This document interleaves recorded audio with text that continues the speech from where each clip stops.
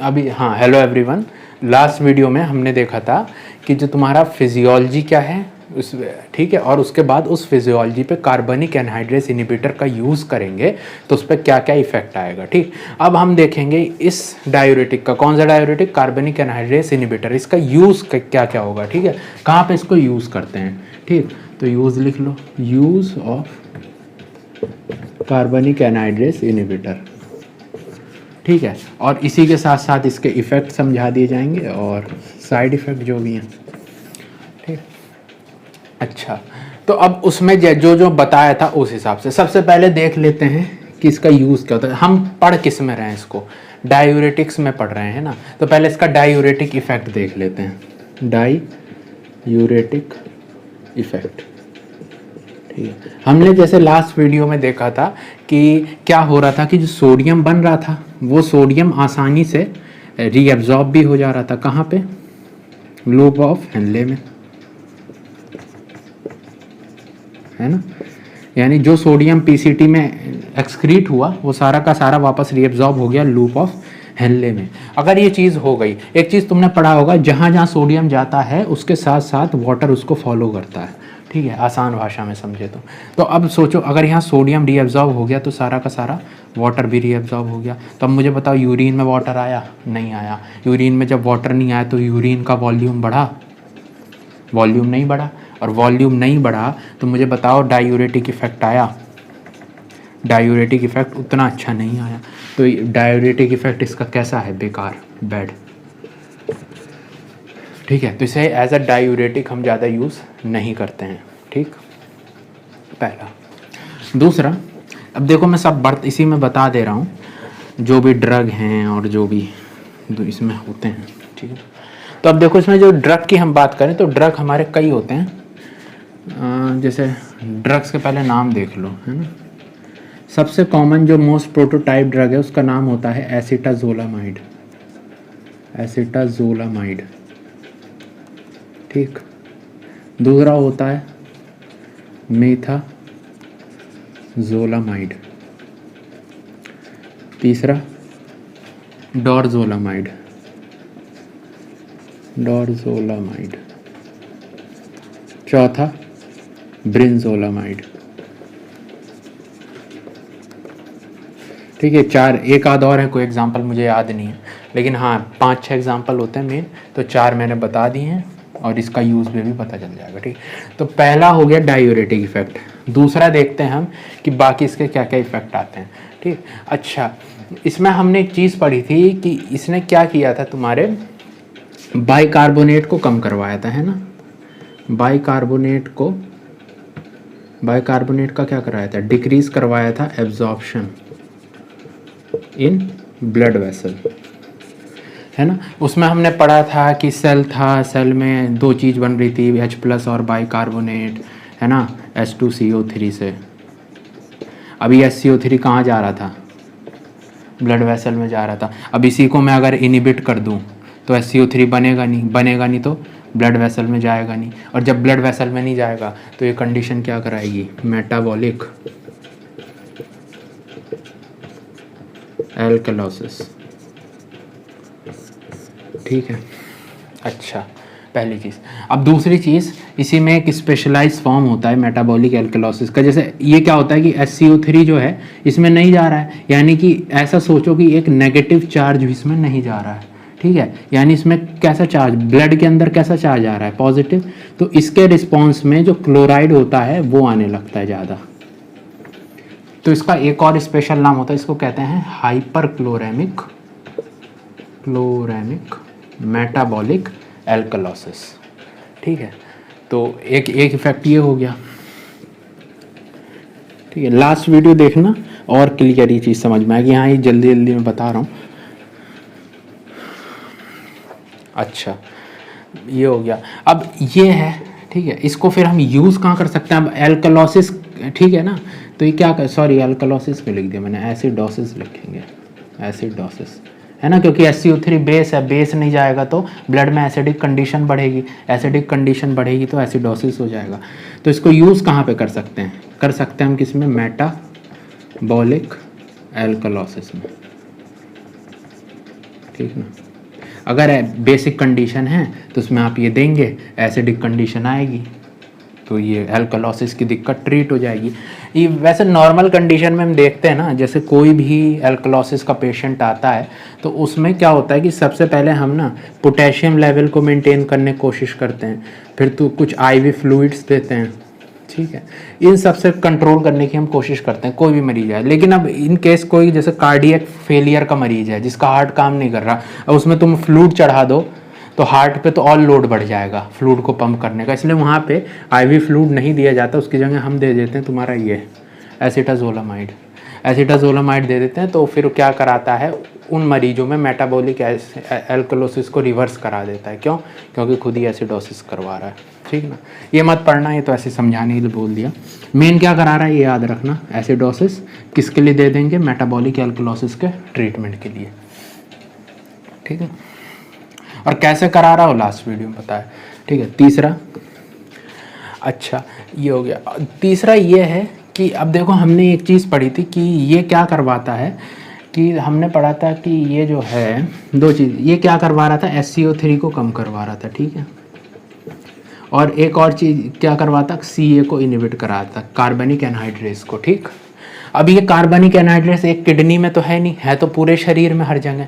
तो अब ये क्या है, जो तुम्हारे मेनिंजेस होते हैं, मेनिंजेस समझ रहे होगे, जो ब्रेन का कवर होता है, वहाँ पे जो कार्बनिक एनहाइड्रेस है उनको भी इनहिबिट करवाएगा। जब उनको इनहिबिट कराएगा तो यहाँ पे क्या होगा कि यहाँ पे ये कार्बनिक एनहाइड्रेस क्या कराता है, यहाँ पे बाइकार्बोनेट और वो सब का प्रोडक्शन कराता है, और CSF के फ्लूइड को मेंटेन कराता है, ठीक है ना। अब जैसे ही हम इसको इनहिबिट कर देंगे तो CSF बनना भी कम हो जाएगा, ठीक है ना।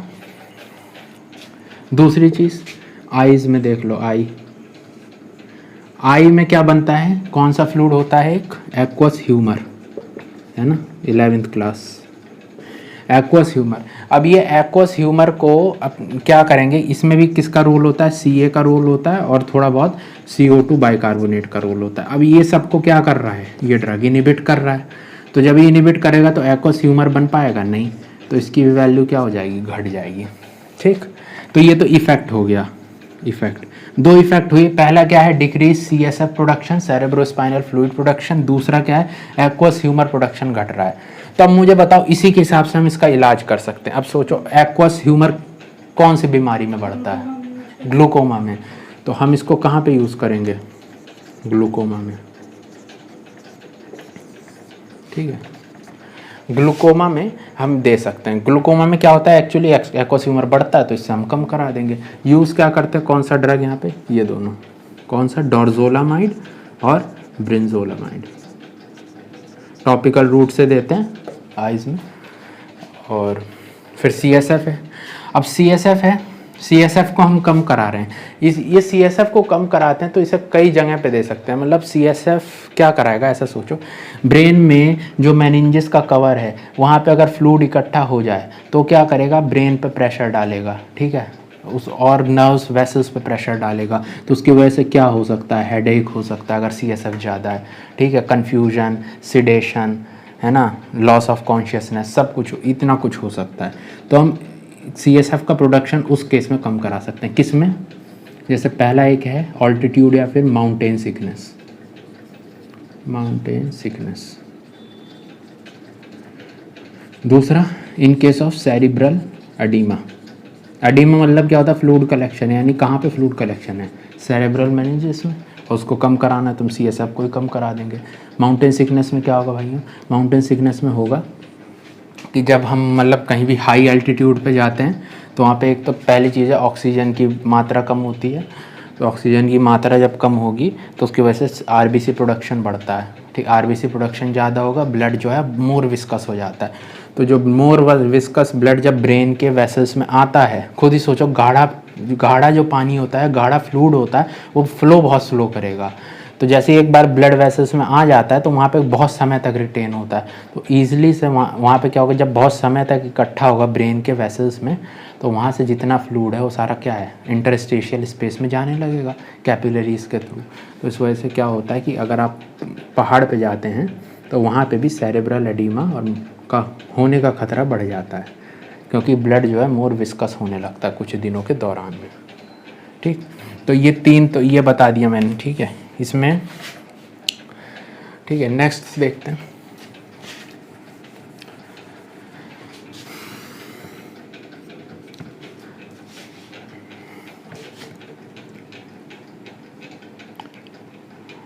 हाँ, अब हमने पढ़ा था यूरिन में, अब जैसे बाइकार्बोनेट ब्लड वेसल में कम आ रहा था तो कहीं तो जाएगा, तो बचा बाइकार्बोनेट कहाँ जाएगा, यूरिन में। और यूरिन में आएगा, यूरिन में और क्या है साथ में, कैल्शियम। तो कैल्शियम और ये मिलके क्या बनाएंगे, कैल्शियम। ठीक है, ये और क्या बना सकता है, कैल्शियम कार्बोनेट। अभी कैल्शियम कार्बोनेट अगर किडनी में आएगा, किडनी में आएगा तो क्या कराएगा, स्टोन्स। तो यूरिन में बाइकार्बोनेट अगर बढ़े उसका साइड इफ़ेक्ट क्या होगा, स्टोन्स। ठीक है, और दूसरा इसको यूज़ भी कर सकते हैं एक जगह, जैसे एक बीमारी होती है इसमें क्या है, सिस्टीन का लेवल ब्लड में बढ़ा हुआ होता है। ठीक है, तो अब मान लो सिस्टीन ब्लड में तो यूरिन में भी आएगा, तो वो सिस्टीन क्या होता है कि सिस्टीन कभी कभी यहाँ एक्यूमुलेट होकर स्टोन्स बना सकता है। तो उस केस में क्या है कि बाइकार्बोनेट जो है स्पेशली वो क्या है, सिस्टीन को मतलब बाइंड करके इजीली सॉल्यूबलाइज कर देता है, तो आसानी से यूरिन में निकल जाएगा, सिस्टीन स्टोन्स बनेंगे नहीं, तो वहाँ पे भी यूज़ कर सकते हैं। खैर ये याद रखो साइड इफ़ेक्ट क्या है, स्टोन्स। नेक्स्ट पे आ जाओ। हमने एक चीज़ पढ़ी थी इसका इफ़ेक्ट कलेक्टिंग डक्ट पे। इफ़ेक्ट क्या था भैया कलेक्टिंग डक्ट पे, कलेक्टिंग डक्ट में हमने देखा था कि यहाँ पे क्या होते थे, इनैक एपिथेलियल सोडियम चैनल, ये क्या कर रहे थे, सोडियम को अंदर ले आ रहे थे जो भी ट्यूब्यूल में था। ठीक है ना, और इन रिस्पॉन्स क्या कर रहे थे, 2 चैनल को एक्टिवेट कर रहे थे। कौन सा था, एक ROMK, ये क्या कर रहा था, पोटेशियम को बाहर फेंक रहा था, है ना। इसीलिए हमने कहा था कि ज़्यादा पोटेशियम जो है फ्लूइड में लॉस हो रहा है, इस वजह से कौन सी कंडीशन आएगी, हाइपोकैलेमिया। ठीक है, अच्छा अब हाइपोकैलेमिया हुआ तो इससे अच्छा इससे और क्या हो सकता है, हाइपोकैलेमिया। अच्छा हमने एक चीज़ पढ़ी थी, क्या पढ़ी हो तुमने, कि जो पैंक्रियाज में बीटा सेल्स होते हैं, बीटा सेल्स उसमें है ना, बीटा सेल्स में इंसुलिन बनता है। तो वो इंसुलिन जैसे मान लो सेल से इंसुलिन को अगर रिलीज़ कराना है तो उसके लिए पोटेशियम बहुत इंपॉर्टेंट होता है। तो पोटेशियम यहाँ कम हो गया तो इंसुलिन रिलीज़ हो पाएगा नहीं, इंसुलिन नहीं मतलब रिलीज़ नहीं हो पाएगा तो उससे क्या होगा, डायबिटीज़ मेलाइटस का रिस्क बढ़ जाएगा, रिस्क। क्यों, क्योंकि इंसुलिन रिलीज़, या मैं यूँ कहूँ इंसुलिन रेजिस्टेंस हो गया। ठीक है, 5वां हो गया हाइपोकैलेमिया। नेक्स्ट पे आ जाओ, छठा क्या है, हाइपोकैलेमिया के बाद छठा है तुम्हारा कि ये जो कार्बनिक एनहाइड्रेस इनहिबिटर है ये क्या करेगा कि जो तुम्हारा CNS होता है, CNS मतलब क्या, कि जो तुम्हारा यहाँ पे ब्रेन होता है, एक तो ब्रेन है ना इस तरह होता है और एक ये स्पाइनल कॉर्ड है ना, ब्रेन और स्पाइनल कॉर्ड, इन दोनों में क्या है, CO2 के लेवल को बढ़ा देता है। किसके लेवल को, CO2। अगर ये CO2 के लेवल को बढ़ा देगा तो इसकी वजह से क्या होता है, जो तुम्हारे इनहिबिटरी न्यूरोट्रांसमीटर होते हैं, इनहिबिटरी न्यूरोट्रांसमीटर, एग्जाम्पल क्या है इनहिबिटरी न्यूरोट्रांसमीटर का, गाबा। अब जैसे गाबा को बढ़ा देगा तो ये क्या कराएगा, पूरे CNS को डिप्रेस करा देगा, CNS डिप्रेस। तो CNS को डिप्रेस कर रहे हैं तो हम इसको कहाँ यूज़ कर सकते हैं, in the case of, we can use it in the case of epilepsy, epilepsy. और स्पेशल इसका नाम ही है, उसको कहते हैं कैटामेनियल एपिलेप्सी, कैटामेनियल एपिलेप्सी। कैटामेनियल मतलब related to menses, related to menstruation. कुछ फीमेल्स में देखा जाता है कि मेंस्ट्रुएशन साइकिल से एपिलेप्सी यानी मिर्गी के दौरे आने का कुछ रिलेशन है। ऐसी टाइप की एपिलेप्सी में हम यूज़ कर सकते हैं तुम्हारा एसिडाजोलामाइड, जो कि क्या कराएगा, CNS का डिप्रेशन और एपिलेप्सी का ट्रीटमेंट। ठीक, CNS हो गया। अब इसके बाद एक आध दो चीज़ और बचती हैं मेन, उसको देख लेते हैं। हाँ, एक सातवां देख लो। सातवां तुम्हारा क्या करा सकता है, सातवां तुम्हारा कर सकता है, देखो क्या हो रहा था कि जैसा हमने कहा था कि जो बाइकार्बोनेट है, बाइकार्बोनेट ब्लड वेसल में नहीं जा पा रहा है, यानी नेगेटिव चार्ज ब्लड वेसल में नहीं जा पा रहा है। तो कंपनसेशन में उसने क्या किया था, क्लोराइड को लिया था अंदर। तो जरूर, अब क्लोराइड तो सिर्फ है नहीं, और भी चीज़ें हैं, तो क्या करता है, इन कंपनसेशन यूरिक एसिड का भी एब्जॉर्प्शन करा सकता है। ठीक है, क्या कराएगा, increase absorption of uric acid. ये क्या, अगर यूरिक एसिड ब्लड में ज़्यादा जाएगा तो क्या होगा, इसकी वजह से हाइपर यूरिसीमिया। तो इसको कहाँ पे कॉन्ट्राइंडिकेटेड होगा, इसकी वजह से गाउट अर्थराइटिस में आप एसिटाजोलामाइड नहीं देंगे, क्योंकि हाइपर यूरिसीमिया को एग्जैजरेट करा सकता है। ठीक, ये हो गया सातवां। और देखो और क्या हो सकता है, हाँ एक और करा सकता है, ये जो तुम्हारा कार्बनिक एनहाइड्रेस इनहिबिटर है, ये कुछ केसेस में सिंपैथेटिक स्टिमुलेशन करा सकता है। अच्छा, सिंपैथेटिक सिस्टम जो होता है, अगर उसको हम स्टिमुलेट कराएंगे तो क्या करेगा, वो तुम्हारा करेगा कि जो तुम्हारे जितने भी लिपिड है बॉडी में, उस लिपिड का लाइपोलिसिस करवाएगा। जितने भी चर्बी है, तुमने एक्सरसाइज करते तो उसमें क्या होता है, सिंपैथेटिक सिस्टम एक्यूमुलेट होता है, जिसकी वजह से फैट डिपोजिशन घटने लगता है। अब इसको अगर घटाना है तो अब जैसे हमने क्या किया, सिंपैथेटिक स्टिमुलेशन किया, इसकी वजह से लाइपोलिसिस होने लगेगा। क्या होगा, लाइपोलिसिस होगा, इसकी वजह से कंडीशन होती है जिसको हम कहते हैं डिसलिपिडेमिया।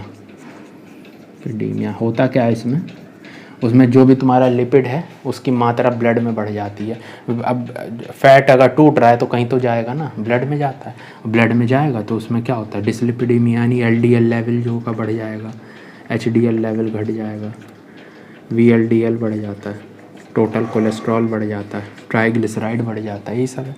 ठीक है ना, ये हो गया। अब इसके बाद और क्या हो सकता है इसमें, और क्या हो सकता है, देख लेते हैं और क्या हो सकता है। एमोनिया हो गया, CNS हो गया, हाइपोकलेमिया हो गया, CSF हो गया। ठीक है, बस इतना है मेन। और हाँ बस ये है कि यूरिक एसिड मैंने बताया था, और एक और चीज़ कि कभी कभी एमोनिया का भी एब्जॉर्प्शन बढ़ा सकता है, इसलिए क्या कराएगा, अमोनिया अगर ब्लड में आएगा तो क्या कहेंगे उस कंडीशन को, हाइपर एमोनेमिया। ठीक है, अब अच्छा, जो भी अमोनिया है ये कहाँ पे जाके मेटाबोलाइज होता है, लीवर। अगर किसी का लीवर ख़राब है तो अमोनिया और टॉक्सिक हो जाएगा, तो कहाँ पे कॉन्ट्राइंडिकेटेड करेंगे इसको, किस कंडीशन में, लीवर सिरोसिस। ठीक है, तो ये रहे तुम्हारे सारे use, side effect, contraindications of कार्बनिक एनहाइड्रेस इनहिबिटर। नेक्स्ट वीडियो में चालू करेंगे loop diuretics. Thank you very much for the patient listening.